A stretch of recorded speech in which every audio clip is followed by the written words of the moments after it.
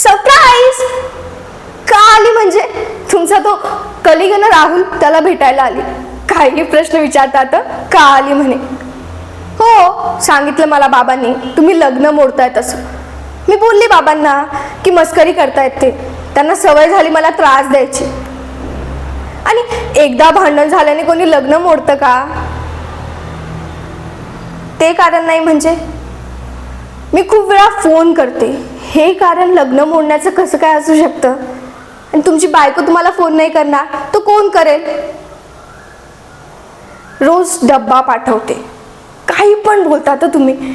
आता मी रोज डब्बा नाही पाठवला तर तुमच्या कलिग्सला कसं काय करणार तुमची होणारी बायको किती सुगरण आहे ते? आणि यात तुमचीच वाहवाही होणार, माझी थोडी.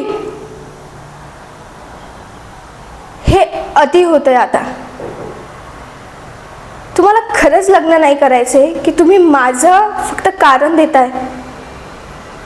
अहो, नाही करायचं होतं लग्न तर 6 महिन्याआधी मला बघायला आले तेव्हाच सांगायचं होतं. अख्ख्या जगाला कळलं आपलं लग्न ठरलंय ते.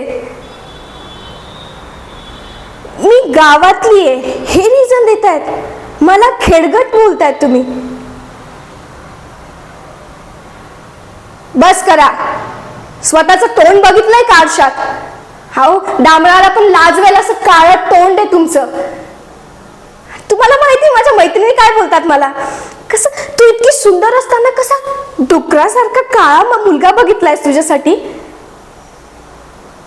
माझ्याबद्दल बोलतायत ना तुम्ही. फोनवर घाबरटासारखं मला रिझन दिलं, माझ्या वडिलांना रिझन दिलं की मी लग्न मोडतोय असं. मी हिमतीने इथे उभं राहून तुम्हाला रिजेक्ट करते.